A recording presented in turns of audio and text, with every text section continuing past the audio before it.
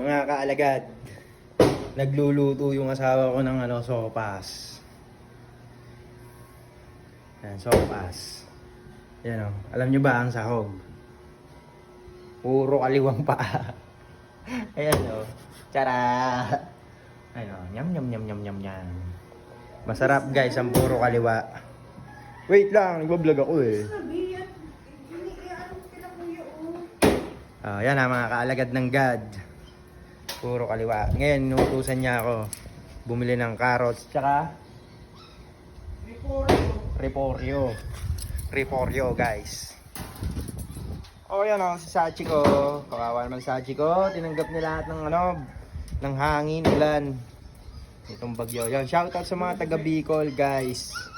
Sana'y kayo'y nasa mabuting kalagayan na ngayon.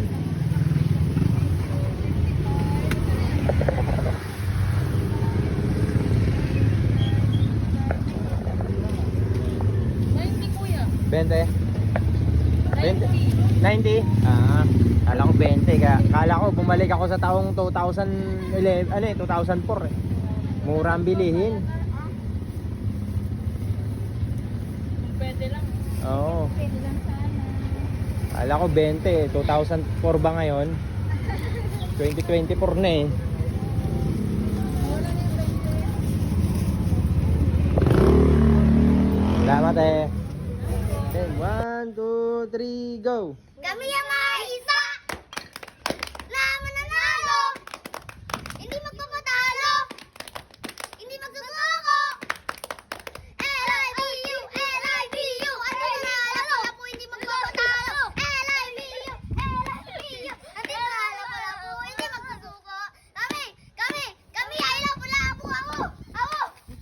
Anong tawag doon? Cheer? Galing ah. Mukhang mananalo talaga yun. Si Kyrie, paano mo mag-cheer? Galing, ang galing, ang galing.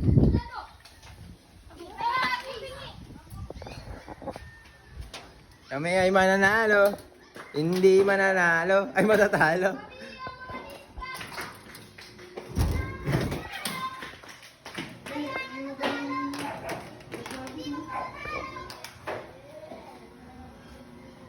Niligay mo na yung paa, be? Yan guys, nakasahog na yung paa na puro kaliwa guys. Puro kaliwa yan. Luto ng asawa ko. Yan guys, titikman natin yung niluto ng asawa kong sopas. Sarap pa to? Be? Masarap pa to? Magdala ka ng Magdala ka ng sopa sa Boys Toys, dalhin mo. Ay, bigyan natin Boys Toys Motor Shop. Ito guys, puro kaliwa yan, pa sahog niya.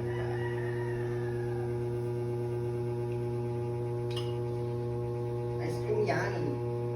Ice cream good. Ice cream yan. Ice cream good. Prepare mo na yung bibigay mong sopas sa kaibigan nating Boys Toys Motor Shop. Kain mo na ako guys.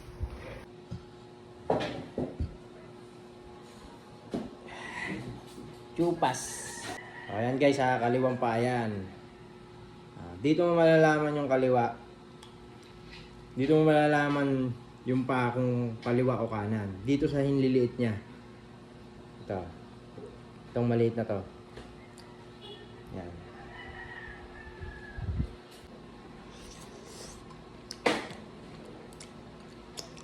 Masarap. Masarap din isahog yung paa ng manok sa sopas, guys. Yan, tamang-tama, malamig ang panahon. Kakatapos lang ng bagyo. Bakit puro kaliwa gusto mo? Pamilya mo, unahin mo ah. Yan guys, magbibigay ako ng sopas sa Boys Toys Motor Shop. Tapos manghihingi na rin ako ng gulong. Yan, kapalit ng sopas ay ang gulong nila. Para may tatabasin ako sa live. Ito yung bibigay natin sa Boys Toys Motor Shop. Ang kapalit nitong sopas na to ay gulong. Guys, tapos na tayo kumain ng sopas. Ang sahog ay puro kaliwang paa. Biyahe na tayo papuntang Boys Toys Motor Shop. Ito na ang sopas para dun sa mga mekaniko ng Boys Toys Motor Shop.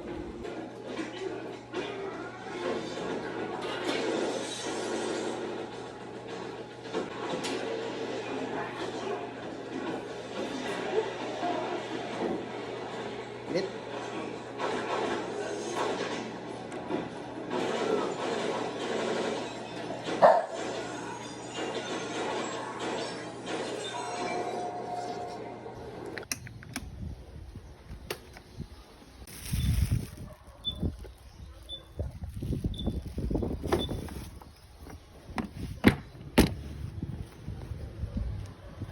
Ops.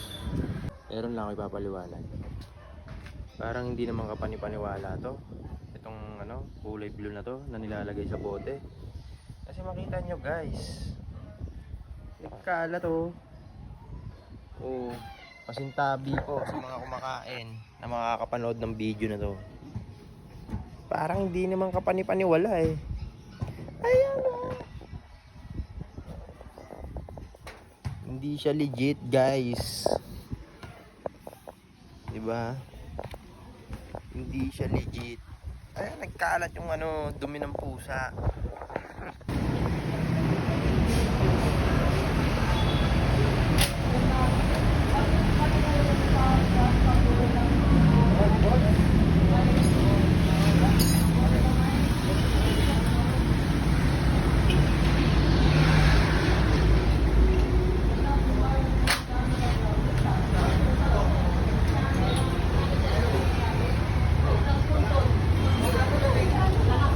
Ay, si Ate Jess pala yan.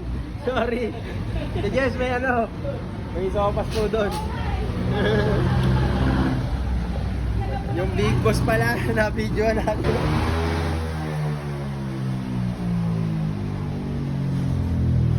Ayan na yung sopas. Ayan guys. Nabigay na natin yung sopas. Kaso nga lang, mamaya pa nila kakainin. Gawa ng kakakain lang nila eh. Alas 12 pa lang eh. Kumakain sila. Ayan, merienda yan.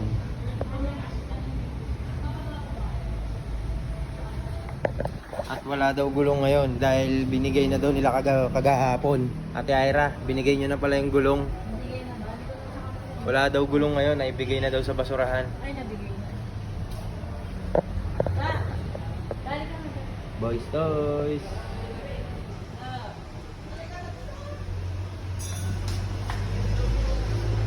Ito Ate Ira, pwede ba to? Ay, hindi.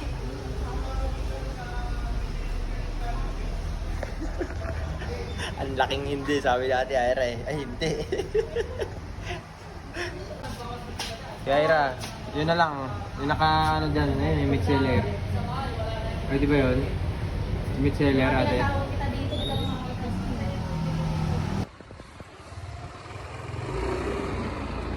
Yan guys, hindi tayo nakahingi ng ng gulong sa Boys Toys Motor Shop. Gawa ng daw. Nahakot na daw ng basurero, ng truck.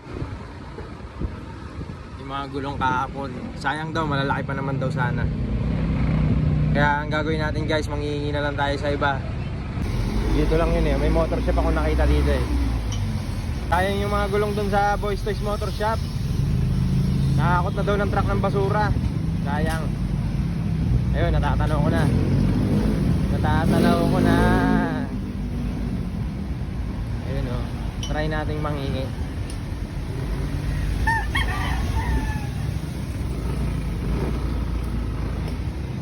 Ayun o. Yeah, pwede makahingi ng ng gulong. Hingin ko na lang kaya. Salamat po. Yan guys, binigay sa atin ni Kuya itong gulong. Kaya salamat po ah.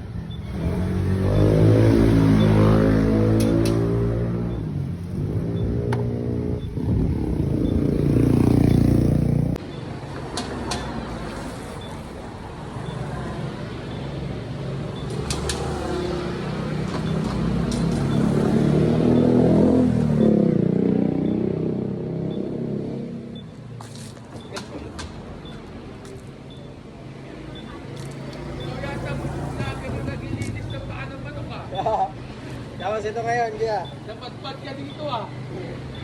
Nagarito po yun ang mga asawa ko. Ay, Panoorin mo ako sa live, kuya. sige, picture muna tayo. Sa TikTok. Nakapalo ako sa'yo. Ayan guys, may nakakilala sa atin si kuya. Pero galing ako ng Bensia.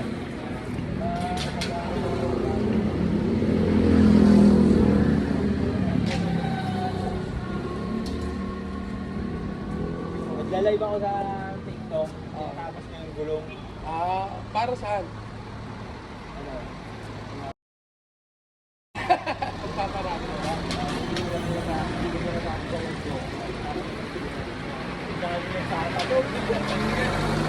Ano mo lang, BK Hasla. Oo, sige. Yan guys, may nakakilala sa atin.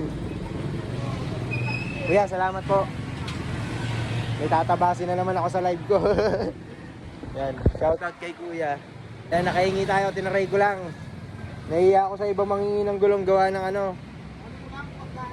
Ay, ganun po ba? Sige kuya. Okay po. Nahiya ako kasi baka isipin, binibenta mo yan. Kunin ko lang po. Okay, yun. Binigyan tayo ng pahintulot ni kuya. Kunin daw yung mga nakatambak, yung mga pinagpalitan. Yan, kaya salamat po. Kaya anong pangalan mo ng ano mo? Business mo? R&B? Ayun, R&B Motorcycle Shop. Maraming salamat kay kuya. BK Hasla po. BK Hasla.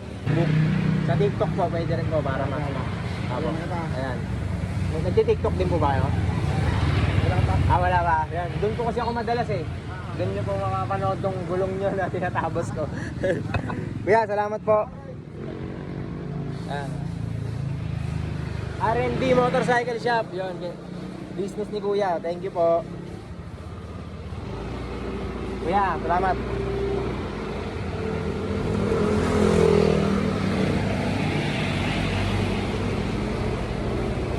Pre!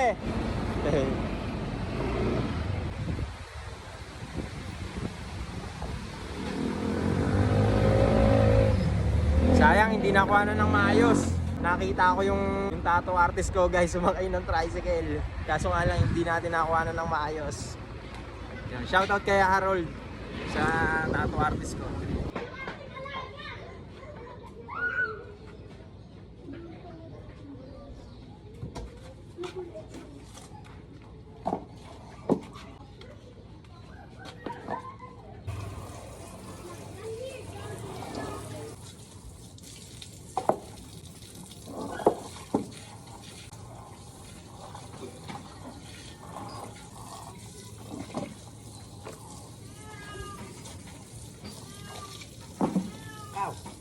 Basta ako dun ah.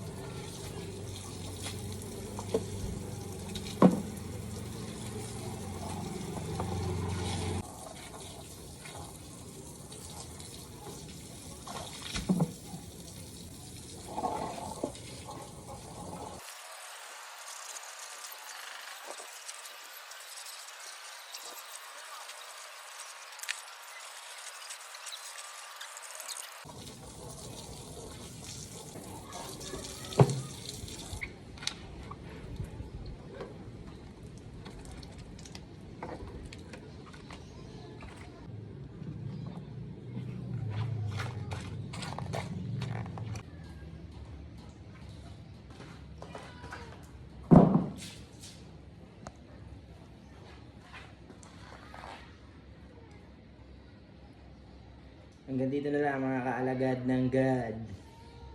Grrr, pow, pow, pow.